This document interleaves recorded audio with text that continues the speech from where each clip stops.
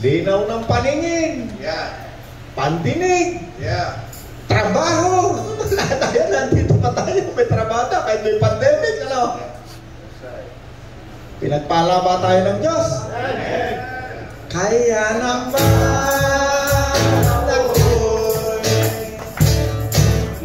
blessed dahil sa'yo, sinubos ng kasalanan, utang ko'y binayaran. Kaya naman ako nag-enjoy sa blessings mo. Ika'y pasasalamatan, ika'y papupurihan, magpakailanman. Hallelujah! Napakaganda ng pinata natin, ano? Kaya naman ako'y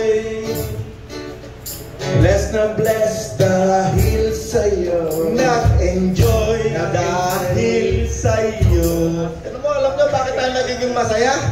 Dahil naiisip natin na tayo'y pinagpala. Pag hindi mo naisip na may pagpapalang dinadala ang Diyos sa buhay mo, ganyan ang mukha mo, no? Ang lungkot. Wala na naman akong pera. Ganyan ang pagmumukha mo. Ito na mo ngayon, nalulunisan tayo. Ano tayo?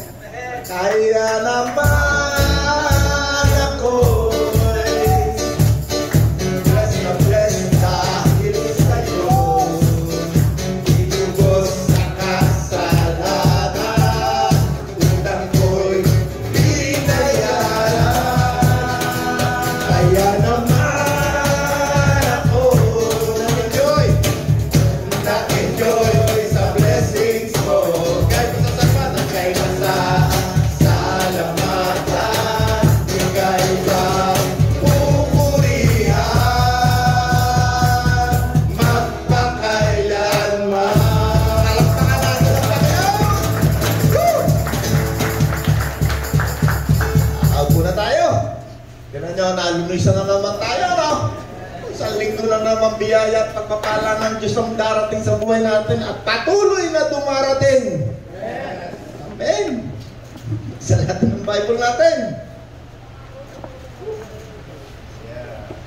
Kaya naman ako dapat magpuri sa Panginoon, ano? Unang Samuel 16:12. Yan, tingnan natin ang Espiritu Santo. Wala pa ang Panginoon, naririto na. Kaya lang dito sa Bagong Tipan, nilagyan siya ng santo. Ano ibig sabihin ng santo, Nanay Pachi? Rebulto? Kala ko, yung rebultong nakatayong ganyan, yung mga santo natin nung araw yan eh. Ano ko, Nanay Pachi? Banal. Banal? Ano ibig sabihin ng banal, tay? Gawa ng masama. Hindi gumagawa ng masama, ayaw na ng kasamaan. No? Kapag ang isang tao tumanggap kay Kristo, ang Espiritu ni Kristong banal at mabuti nandyan dyan sa katawan mo. At dahil nandyan ang Espiritong mabuti banal, ayaw ng kasamaan. Pag yung katawan na yan, pupunta yan sa kasamaan, may magsasalita dyan. Merong magpapalinaw sa iyong kaluluwa, pag-iisip, may magsasalita. Kasi yung katawan naman na yan, hindi na magagalaw yan kung wala kang kaluluwa dyan. Hindi iihiyan pag walang pag-iisip. Hindi yan kakain pag walang pag-iisip yan. Hindi rin gagawa ng kasalanan yan pag walang kaluluwa yan. At ang kaluluwa na yan, pag wala si Kristo, natural yan kasalanan ng gagawin niya. Kasamaan. Walang pumipigil. Pero pag dumating ang Espiritong banal mabuti, ayaw ng kasamaan. Ay nakaw, pupunta pa lang yan sa barkada ni tatay. Alam niya, magiinuman, ayaw. May gagawin ako. Diba tayo na? Anong gagawin mo? Ay, magpipray ako eh. Meron na akong gagawain. Ayaw na niya. Ayaw. Bagaman yung katawan na yan, nagre-react pa rin yan sa kasamaan kasi nasanay yan sa kasamaan. Pinanganak yan sa masamang daigdig. Yung laman na yan ay galing sa ating kanununununununununuan ang pangalan Adan na nahulog sa kasalanan.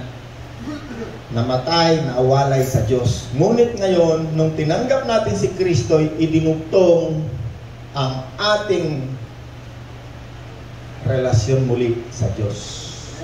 Amen! Okay, ito muna tayo. Unang Samuel 16:12, Kuya Soseng, hanggang 14. Sinundo nga ng anak na ito ni Jesse, siya ay makisig at pinatilyo, malusog at maganda ang mga mata. At sinabi ni Yahweh kay Samuel, siya ang pinili ko, buhusan mo siya ng langis. Kinuha ni Samuel ang sungay na sisidlan ng langis at pinurusan niya si David ng langis sa harap ng kanyang mga kapatid. Hold, Kuya Soseng. At binuhusan ni Samuel ng langis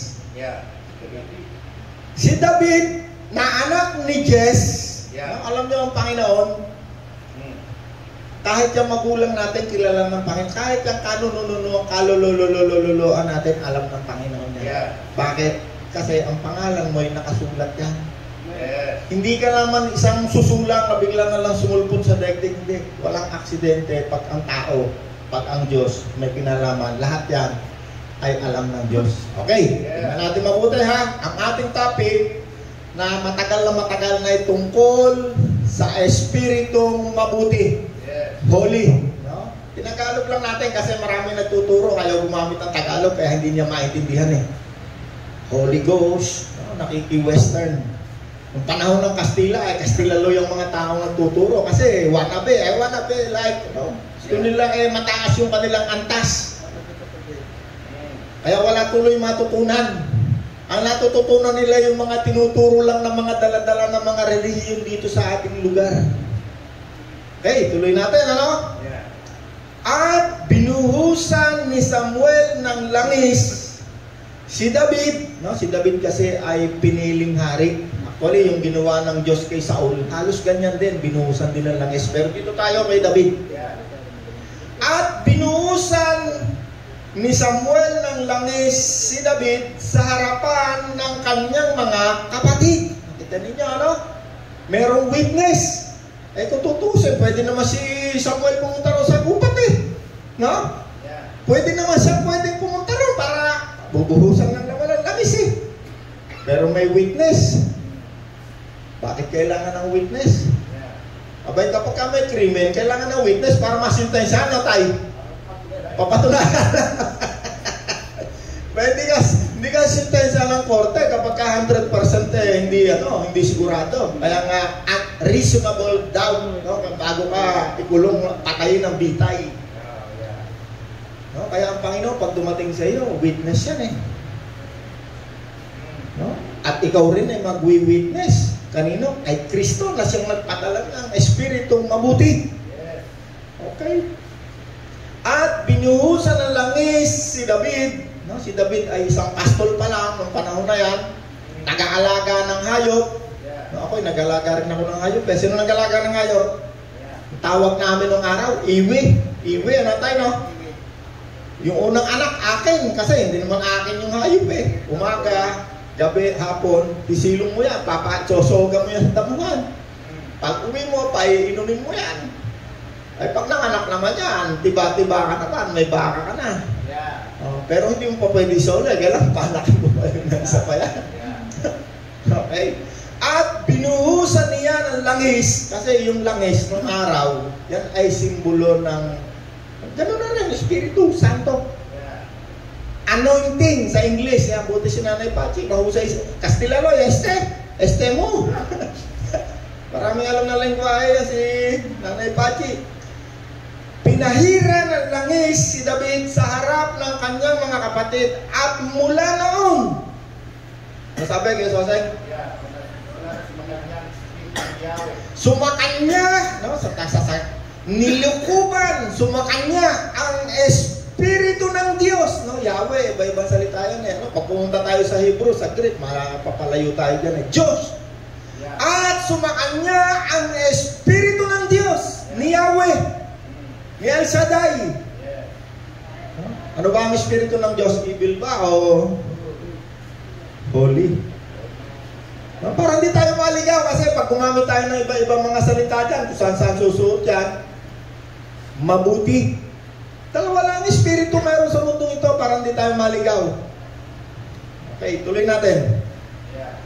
At nilukuban si David ng Espiritu ni Yahweh ng Diyos at mula noon, sumakan niya na ang Espiritu ng Diyos. 14. Yes, 14. Please. Samantala, Samantala, Espiritu ni Yahweh ay umalis na kay Saul. Ay umalis na sa dating hari na si Saul. At sa pahintulot ni Yahweh, isang masamang espiritu naman ang nagpahirap kay Saul. Yun. Nung umalis ang espiritong mabuti, anong dumating? Espiritong masama. Kaya laging dalawa yan sa Bible, hindi ka maliligaw dyan. Dalawa lang lagi yan para hindi ka maligaw. Pag wala sa iyong Espiritu ni Kristo, ang Espiritu ni Yahweh o Espiritu ng Diyos, kasamaan. Espiritu ng masama ang mag-i-impluwensya sa iyong pag-iisip. Okay, so, ang Panginoon, hindi pa nga siya dumarating, narito na ang Espiritong mabuti. Espiritu ng Diyos. Genesis pa nga, nandun na eh. Ang Diyos ay Espiritu. Laging magkasama ang Panginoon at saka ang Diyos. Hindi nag-ihiwalay ang kahit kailan. Kaya doon sa Old Testament, malimit ang tawag sa Kanya eh. O Panginoon kong Diyos. Kasi ang Espiritu ng Diyos at ng Panginoon lagi magkasama. Kaya nga tayo naging lahing ni Abraham eh. Alam niyo ba ang Panginoon, ang Gospel, in advance, itinuro yan kay Abraham.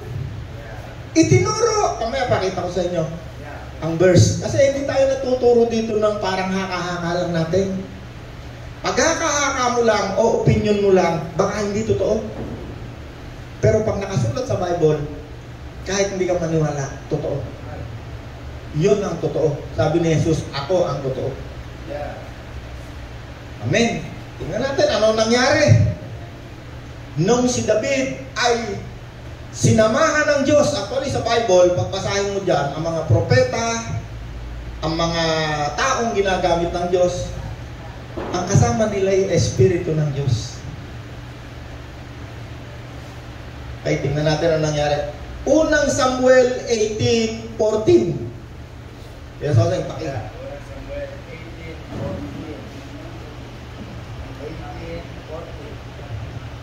18:14. In everything he did. Yan. At naman ang kanyang gawin ay nagtatagumpay siya sa anuman ang gawain ni David, matapos na ang Espiritu ng Diyos ay sumakan niya, ano nangyari ka sasay? ay nagtatagumpay siya. Ay nagtatagumpay siya. Kita ninyo, ano, kapag kasama niyo ang Espiritu ng Diyos, ano mangyayari sa buhay niyo? Loser? Yeah. No? No. Loser ba mangyayari sa inyo? Talunan ba kayo? Hindi. Kapag si Kristo tinanggap nyo, nagsisi, tumalikod sa iyong mga kasalanan, nakakatuwa ng mga anghel, susunod yan, kasama ka na sa lahat ng tagumpay ni Kristo. Yeah. Lahat ng gagawin mo, tagumpay. Tinan mo ako lahat ng gawin ko kahit hindi ko alam nagtatagumpay. Yeah. No, ginagawa ko mga example sa sarili ko, wag na iba. Pagmula nang ako'y magsisi, tumanggap kay Kristo, nanalig, sumampalataya, ang Espiritu ni Kristo, ang Espiritu ng Diyos, sumaakin. At lahat ng aking maisipang gawin, nagtatagumpay. Bakit? Sapagkat alam na alam ko, nakasama ko ang Diyos. Maraming tao hindi nila naiintindihan o ayaw nilang intindihin na ang Diyos ay kasama nila. Hanggang sa mga oras na ito. Kasi may mga nagtuturong tagapagturo daw na nililito ang mga tao. Anong nangyari kay David? Mula nung ang Espiritu ng Diyos ay sumakan niya, siya ay pahira ng lamis. No, una, anong sabi doon sa una? Sa binasa natin, sa 13, pinili ko, no, may pinipili ang Diyos eh. Pinili ng Diyos si David, kaya siya pinahiran.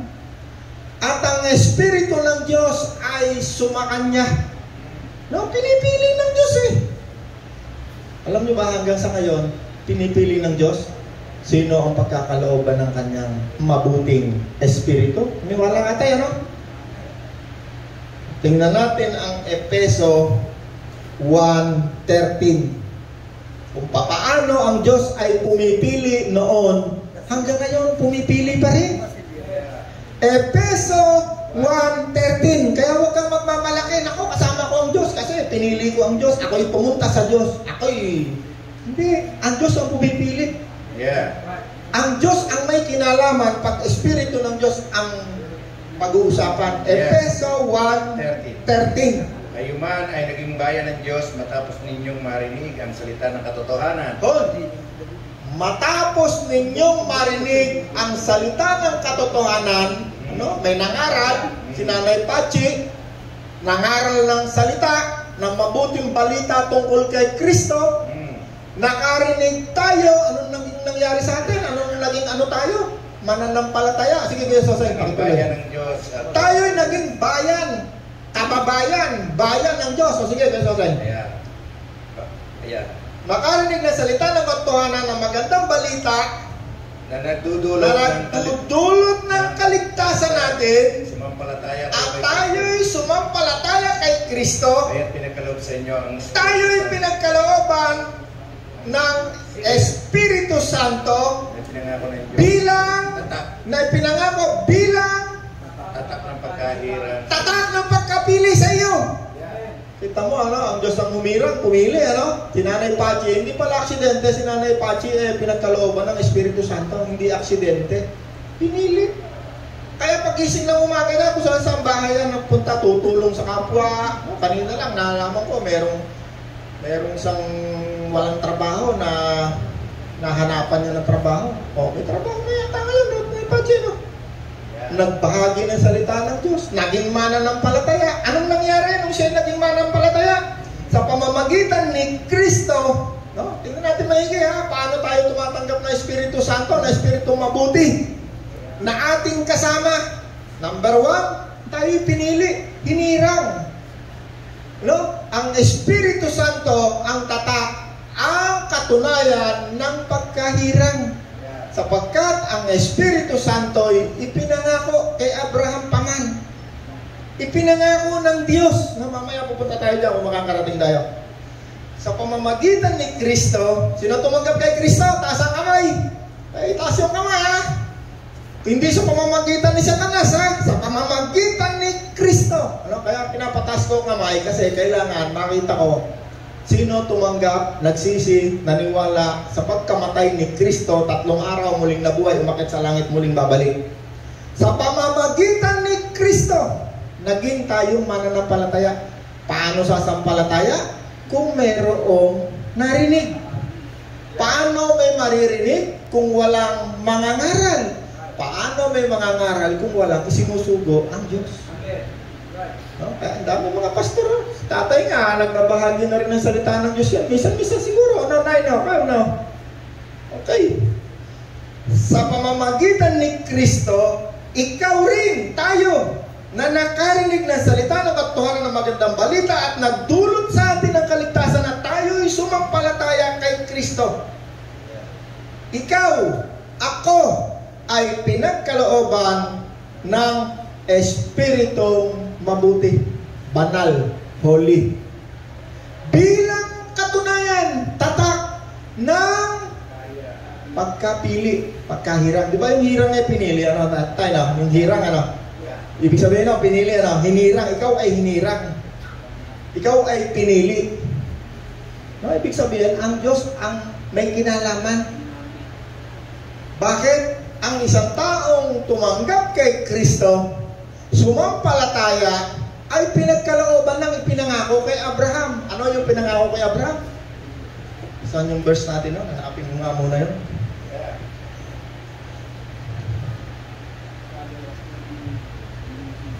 Saan kaya yun? Kaya Soseng, ano pinag-usapan natin sa verse yun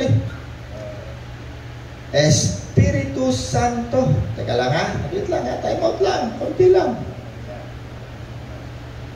Galatia 3:8. Sige yan. Bila Soseng, paki.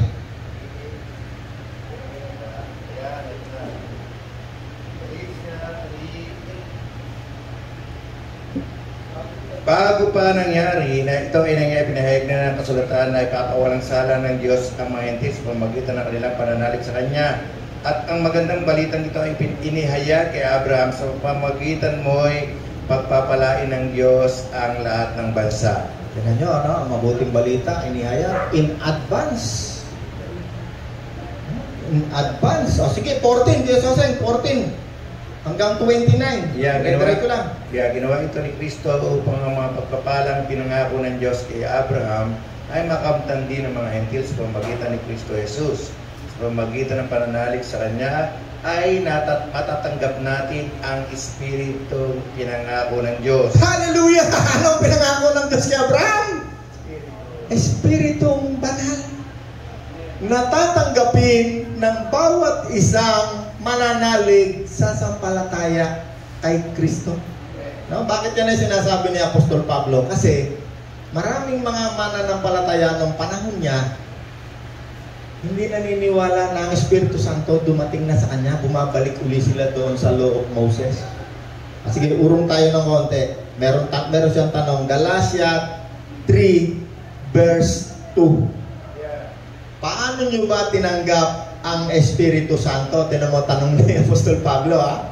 Kaya sa paki.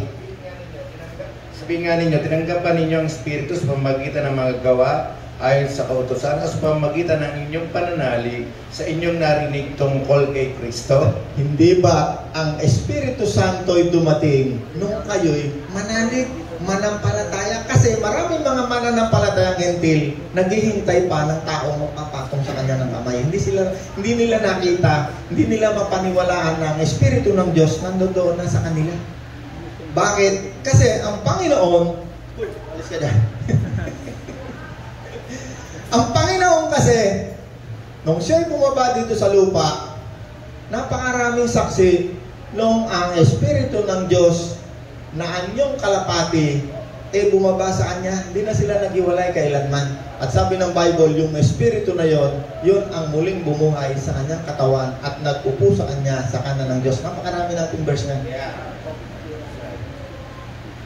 Ito namang mga Hudyo na kasama ni Kristo, ang sabi ng Panginoon, kailangan makita nyo ang Espiritu Santo nasa inyo. Huwag kayong aalis sa Jerusalem. Kaya't nung araw ng Pentecostes, bumaba ang dila ng apoy at dumapo sa bawat isa sa kanila. Wali, hindi naman nakita yun ng maraming tao. Ang nakita lang ng maraming tao na hindi mananampalataya, yung speaking in tongues nila. Nagsasalita sila ng mga wika, ng mga kahanga-hangang ginawa ng Diyos. Yun ay wika. Hindi yan yung naririnig natin yan. Hindi malaman kung ano. Yun ay totoong wika. At yung wika na yon, naiintindihan ng mga taong nakakarinig dahil ipinapatunayan sa kanila ng Espiritu Santo kung ano yung mga ginawa ng Diyos na kamangha-mangha. So, ang sabi ni Apostol Pablo, dito sa mga hentil na nandito sa Galacia na sumampalataya kay Kristo, tinanggap nyo ba ang Espiritu Santo sa paanong paraan? Hindi ba nung kayo'y sumampalataya? Kasi ang Espiritu Santo sa mga hentil, hindi na nakikita ng mata. Kaya sabi ni Kristo, hindi matatanggap ng mga tao, ng mga hentil, ang Espiritu Santo dahil siya hindi nakikita. Hindi nakikita ang Espiritu. Kaya hindi matanggap ng mga taong ito, hindi nila mapaniwalaan ng Espiritu ng Diyos nasa sa kanila na. Nung ikaw ay sumampalataya, tinanggap mo si Kristo, ang Espiritu ni Kristo. Kaya nga sinabi ng Panginoon, sinabi ni Apostol Pablo, kung wala sa isang tao ang Espiritu ng Diyos na siyang muling bumuhay kay Jesus, no? Sinabi rin diyan na kung wala sa isang tao ang Espiritu ni Kristo, no? Pag-search mo yung mga sinasabi ko, lalabas yan sa'yo sa computer, makikita mo sa numbers yan. Kung wala sa isang tao ang Espiritu ni Kristo, hindi kay Kristo ang taong ito. Kapag ang paniniwala mo sa buhay na ito ay para lamang sa buhay na ito, sa katawang ito, ikaw na ang pinakakawawang tao na nabubuhay ngayon. No, yan ang ating pinag-aralan ng nakaraan linggo. Kailangan lalampas ka dyan sa physical, spiritual, hindi nakikita. Ang pananampalataya tayo ay katunayan ng mga bagay na hindi nakikita. Sino sa inyo mayroong Espiritu ng Diyos? Nakikita mo ba?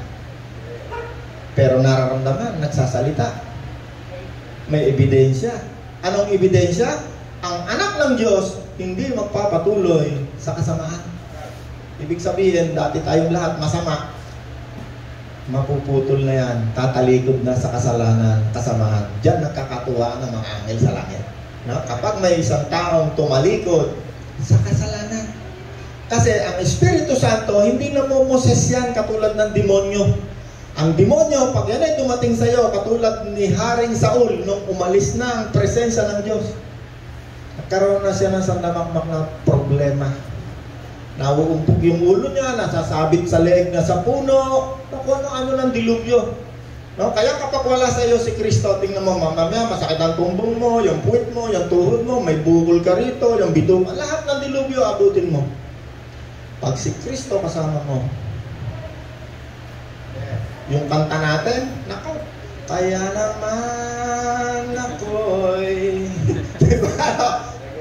Blessed dahil sa'yo. Patutulog ka sa gabi, naku, baka magyera na bukas. Kaya naman ako'y nag-enjoy sa presensya mo. Yan ang buhay ng merong kasama ng Diyos. Lagi masaya. Pag wala si Kristo sa buhay mo, nakaw, para kang, ano yun, yung may tali sa ilong na tupa, ambing, na hinihila sa katayan. Yan ang nangyayari. Yan ang buhay ng tao. Kaya ang Diyos naawa sa atin. Ano, akala lang natin, ako sarap, inuman na naman, halika, inuman, yahoo! Pag uwi mo, ang dala mo, luha, ubus ang pera, bungol, away ng asawa, lahat na dilubyo, abutin mo. Lahat ng bagay na hindi mo gusto mangyayari sa buhay mo. Yun ang ayaw ng Diyos na mangyari sa buhay natin hanggang kamatayan. Ang gusto ng Diyos tayo maging masaya. Kaya naman ako'y nag-enjoy sa presensya mo. No, maraming tao, pero lang, bakit ang buhay mo ang lungkot-lungkot? Naku po, akala mo lang ako'y malungkot. Ako na siguro ang pinakamasayang tao sa buhay, sa mundong ito. 30 years. Mula nung tanggapin ko si Kristo, ako'y magpasya, ayoko na ng kasamahan. Pagmula nun, lahat ng pangako ng Diyos, kasama na yung Espiritu Santo na ipinangako ng Diyos kay Abraham. Balik tayo kay Abraham. Galatia 3:14. Tinubos tayo ni Kristo. Kuya Soseng, paki. Kristo mula sa sumpa ng Mula sa sumpa ng kautusan, nang siya'y sinumpa para sa atin, sapagkat nasusulat, sinusumpa ang bawat ibinibitin sa punong kaaway. Ginawa ito ni Kristo upang ang mga pagpapalang ipinangako ng Diyos kay Abraham ay makamtan din ng mga hentil sa pamamagitan ni Kristo Jesus. Sa pamamagitan ng pananalig sa Kanya ay matatanggap natin ang Espiritong pinangako ng Diyos. Okay. Sa pamamagitan ni Abraham, upang ang lahat ng ipinangako ng Diyos sa pamamagitan ni Kristo, lahat ng ipinangako ng Diyos kay Abraham, anong mga pinangako ng Diyos kay Abraham? Number 1. No, yung pinaka-ultimatum dyan, Espiritu Santo. Yeah. Pero napakarami pinangako ng Diyos kay Abraham, lahat ng pangako na yon upang makamtan natin sa pamamagitan ni Kristo na tumanggap, nanalig, sumampalataya at pinagkalooban ng Espiritu Santo.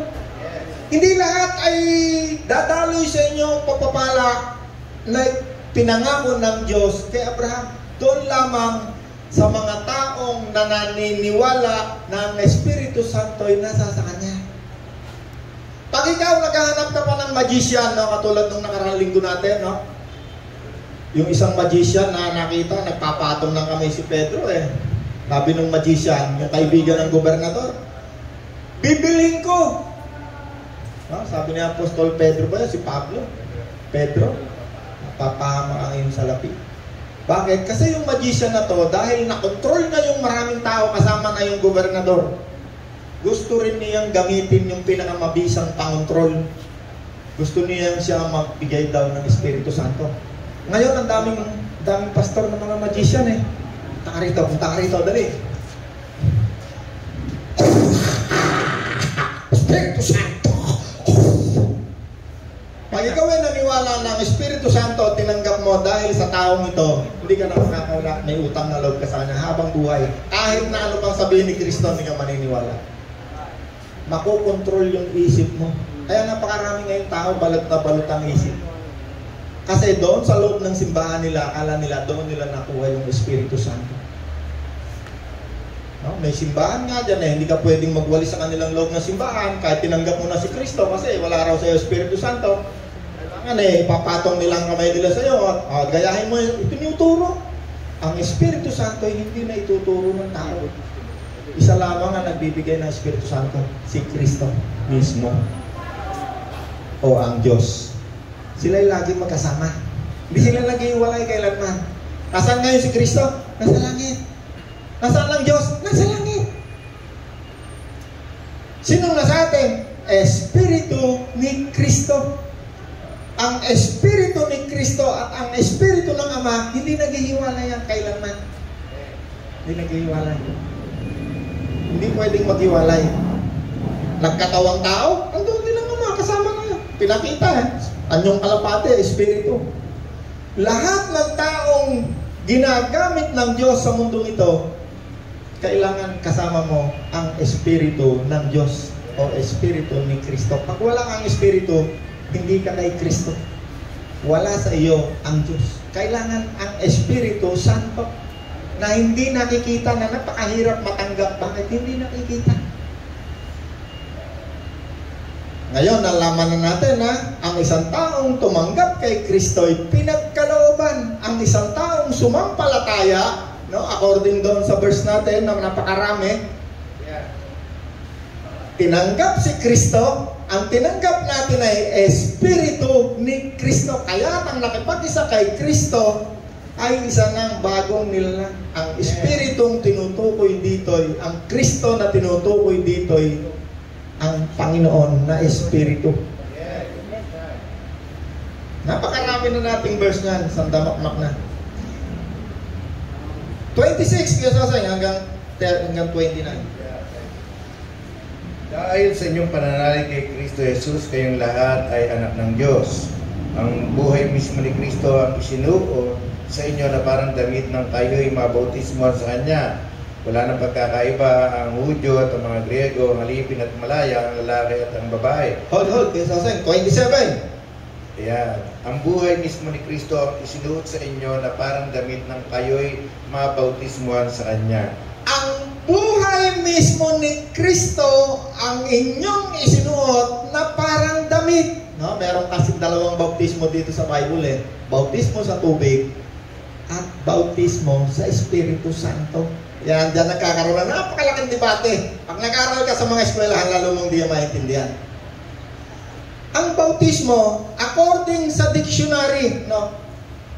Huwag kang kukuha lagi ng kahulugan ng salita sa dictionary, maliligaw ka. Iba yung kahulugan ng mga salita sa Bible, iba yung sa dictionary. Magkaiba. Minsan magkaiba. Yung tinatawag sa dictionary, baptizo, inilubog sa tubig. Yeah. May dalawang pagkakaiba, ang bautismo sa tubig, bautismo sa Espiritu Santo. Paano ka ilulubog sa Espiritu Santo? Pag ikaw ay naging mananampalataya, tinanggap mo si Kristo, ang katulad mo ay nakadamit ni Kristo. Ikaw mismo, pagtingin sa iyo ng Diyos, ang nakikita niya sa iyo, hindi yung pachi na makasalanan. Yung Espiritu ni Kristo na tinanggap mo, iyong isinuot na parang damit.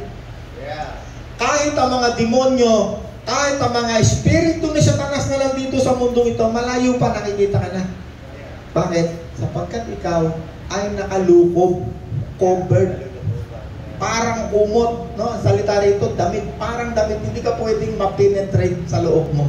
Dahil si Kristo mismo na espiritu na nandito yan sa loob, ay siya rin mong isinuot na parang damit. Parang ang nakabalot. Damit. Pero tingnan nyo, damit ha, yung ulo, hindi sinabing talukbong. Kasi yung pag-iisip, hindi yan sinasakop ng ang Espiritu Santo, hindi yan namumoses yung wala ka nang pwedeng gawin. Ang isip ay parang isang puno na nakatanim sa malaking gubat. Kahit anong ibon, pwedeng dumako. Pero wag mong pamumugadin. No, dati hindi ko alam yan. Akala ko kung anong naisipan ko. Kung anong naisip ko. Nung nagbasa ako ng Bible, sabi ng Panginoon, ang isip ay natuturuan. Kaluluwa. Pag meron kang naisip na hindi mo gusto't masama, pwede mong bugawin parang ibon. Layas! Rebuke! Bakit? Sapagkat ang kaluluwa na yan, pag tinanggap mo si Kristo, i-influensyahan yan, paliliwanagan iyan ni Kristo mismo. Sapagkat si Kristo'y dakilang tagapagturo, guro, gabay, patnubay. No, hindi sinabi sa yung kakadinahan ka ng Espiritu, hindi. Gabay lang. Ang gabay, pag ayaw mo humawak sa gabay, pwede kang lumakad ka kung gusto mo, pwede mong iwanan yung gabay, yung patnubay. Ang Espiritu Santo'y gabay lamang, tagapagturo, hindi kanya poposes. Bakit? Sapagkat yun ang gusto ng Diyos. Kusang loob. Ibigay mo sa Kanya, no? Kaya sabi, submit to God, resist the devil. No? Pag meron kang hindi kayang sa katawan mo, kasalanan, hindi mo kayang pigilan ng sarili mo. Submit mo sa Diyos ang will mo. Amen. Submit unto God. Ibigay mo sa Kanya, yun ang gusto ng Diyos. Resist. Tignan mo, ang Diyos ang gagawa ng paraan. May natututunan tayo? Marami nagsasabi, naku, paano yun? Kuya Ron, lumapit yung manok, yung pala. Kaya ako naman na isang manok lang. Hindi ka nahayop. Ikaw ay isang nilalang na espiritu. Isang araw, yung katawan, kahit mamatay, muling bubuhay. Katulad ni Kristo na muling binuhay. At ang Panginoon ay bababa rito, kung ikaw ay buhay pa, ikaw ay sasalubong. Papalitan ng iyong katawan ng katawang hindi na mamamatay kailanman sa isang kisap na tala. Malapit na tumating si Kristo. Nakita nyo ngayon yung gera. Hindi na magkakaroon niya ng kapayapaan. Hindi ako nananalangin. Sinabi ni Kristo, huwag kayong mag-alala. Ang lahat ng iyan ay kailangan maganap. Hindi kailangan mag-alala. Dapat ikatuwa. Yung mga Israelita na yan, kaya hindi nila nakilala si Kristo. Kasi nung dumating si Kristo, ang nakasulat sa kanilang Law of Moses, siya ang magpapatahimik sa daigdig. Siya ang magpapayapa. Hindi naman nila nakita kay Kristo. Kaya ngayon, pagbaba ni Kristo dito sa lupa, dito sa daigdig, 1,000 taon mamamahala si Kristo. 1,000 taon.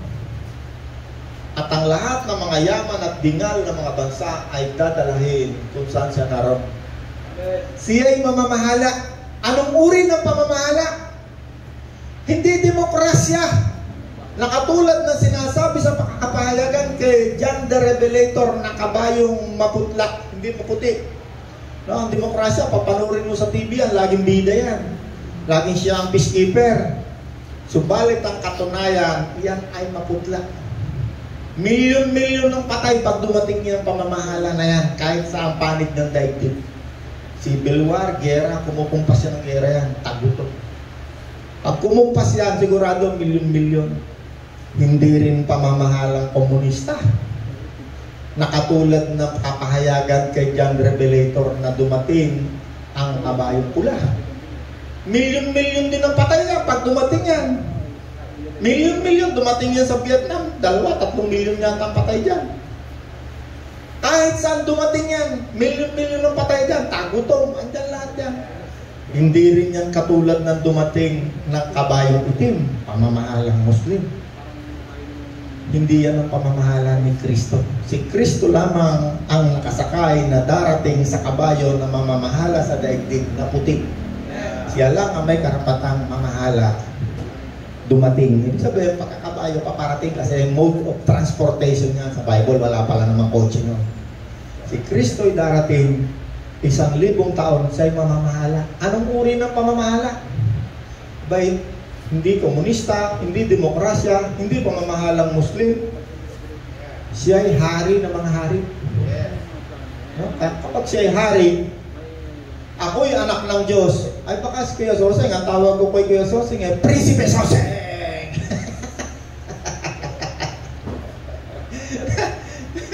Sabi sa akin ng mga politiko, Rola, ano ba yung katatakbuhin mo? Palagay ko yung kaya tatakbo ng mayor. Hindi yun, kako. Wala akong talento ron. Sa isip-isip ko, pagdating ni Kristo, ano nga bata? Baka ako'y gobernador. Pagdating ni Kristo, siya'y mamamahala, kasapi tayo. Naniwala kayo? At yan ay mangyayari anumang oras mo lang na yun. Pag pumutok yung atomic bomb dyan sa yung lugar kung saan ngayon nagigera, ang nakatayo ngayon doon sa templo, kung saan pinagawa ng Diyos dito kay David, ginawa ni Haring Solomon yung templo, ang nakatayo ngayon doon, mosque. Dalawang mosque. Kasi every time magkakaroon ng gera dito sa daigdig, nagkakaroon ng pagbabago na. Ang punot dulo lagi ng gulo sa daigdig, nandiyan sa Israel. Ang Israel, ang orasan ng daigdig. Kaya kung gusto mong malaman ano ng panahon tayo ngayon, tingnan mo nasasaan na yun ngayon yung bansang Israel. Kasi ang bansang Israel, ang isa lamang kaisa-isang bansa na nagmula sa isang tao na nakatala. Dokumento. Saan nagmula? Kay Abraham. Si Isaac, si Jacob. 12 patriarka. Hanggang kay Jesus. No, nung panahon ni Jesus, nasaan ang Israel? Wala, nakakalat sa buong daigdig. No? Nung umalis siya, giniba yung templo ulit. Nung giniba yung templo, ang iniintay ngayon ng mga Hudyo ay muling itayo ang templo sa pangatlong pagkakataon. At meron na silang nakahanda, puro prikas. Kaya pala ako, negosyo ko, meron akong prikas nahanda ko na rin Pag pumutok ang, alam nyo ngayon, yung mga Hamas, pag pumutok yung kanilang missile, nakakapatay din naman kasi ganito yung kalaki. Yung Israel, pag nagpaputok, ganito naman kalaki. Yung isang building na pagkailaki-laki, pagputok, flat. Halos wala ka lang makita kundi puro mga alikabok. Paano kaya kung pumutok yung atomic bomb doon sa kung saan ngayon nandoon yung mosque? Nako, baka after pagka wala nang usok, makita natin doon, nakatayo na uli ang templo. No? At tayo naman, na mga hentil na templo ng Diyos, konting bilang na lang ang natitira. Baka isa ka sa hindi pa tumatanggap kay Kristo, tumanggap ka na para makumpleto rin ang templo, ang espiritong katawan ni Kristo. Maraming hindi nakakaunawa niyan itong mga hentil na mga religyoso, naku hindi yan, ito yung templo. Kasi ayaw nilang lawakan ng isip, ayaw nilang makinig sa Espiritu Santo. Kami lang ang tama. Pag pumunta kayo kay Sose, hindi kayo ligtas. Ang 10% na sweldo na yan, may pati, hindi ka kasabi sa Espiritu Santo. Puro magician. Yun na naniniwala ang Espiritu ni Kristo nasa iyo. Tayo nasa iyo Espiritu ni Kristo, tinanggap mo si Kristo. Sabi ni Kristo, huwag mong sasaktan ang kalooban ko. Alam mo si Kristo may pakiramdam. Paano siyang nakakaramdam kapag ikaw gagawa ng masama? Anong tawag doon sa salitang malalim yung salitang Tagalog na yun Huwag mong pighatiin. Naku, napakalalim na salita. Ano tayo ibig sabihin ng pighatian? Kapighatian, kalungkutan, di ba? Kalungkutan. Huwag mong palungkutin si Kristo. Kapighatian, pighati. Alam mo, pag ikaw ay gagawa ng kasamaan, nagsasalita yan. Hindi ako naniniwala na isang taong tumanggap kay Kristo, hindi niya naririnig si Kristo. Kapag ikaw ay gagawa ng kasamaan, papunta ka pa lang, hindi ka pa gumagawa. Sasalita sa kaluluwa. Pag pinakinggan mo yan, sabi ng Panginoon, dahil ikaw ay pinakikinggan mo ako, sabi ng Panginoon, tuturuan pa kita ng mga bagay na hindi ko tinuturo sa marami. Kasulat yan sa aklat ng mga awit. Subalit ang mga taong hindi nakikinig kay Kristo, gagawa akong mag-iinom ako, mambababae ako, kasama na si Kristo Alam mo kung anong mangyayari sa'yo? Pag namatay ka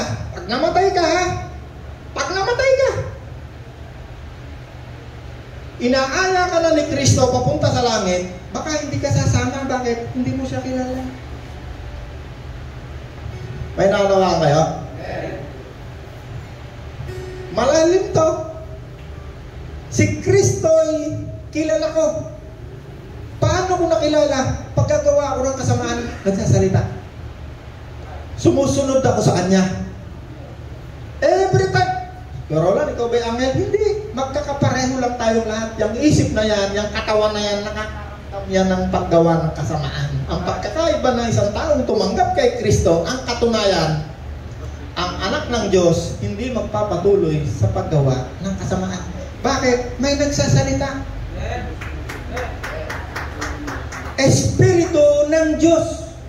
At kapag kasama mo ang Espiritu ng Diyos na iyong pinakikinggan, katulad ni David, anuman ang iyong gawin, ikaw ay magtatagumpay. Bakit? Tuturuan ka ng Espiritong Banal. Marami nagsasabi, pero alam bakit yung mga bagay-bagay na yan nalalaman mo?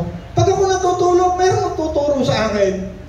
O yung diesel mo, ninanakaw, lagyan mo ng lock.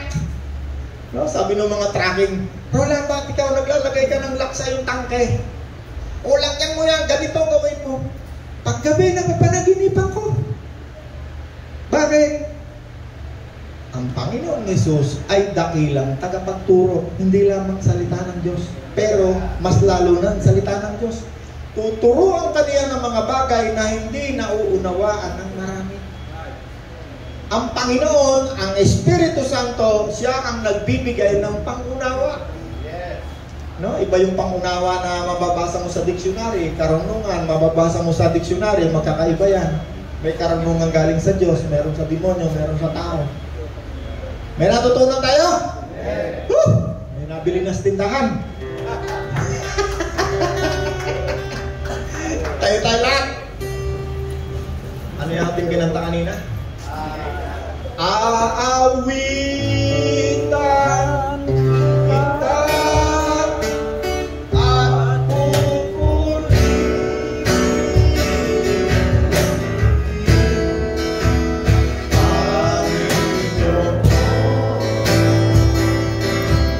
Panginoon kay buti mo sa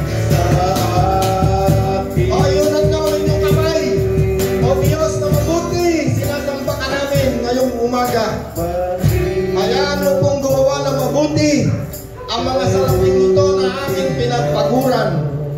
Salamat po, Ama, iniaalay po namin sa iyo ang aming mga katawang buhay na naghahanap buhay. Sinasamba ka namin. Gawin mo pong tulong ang salaping ito sa mga taong nangangailangan. Salamat po, Ama. Pagpalain mo po ang lahat ng mga taong sumasamba sa iyo. Salamat po sa pangalan ni Jesus.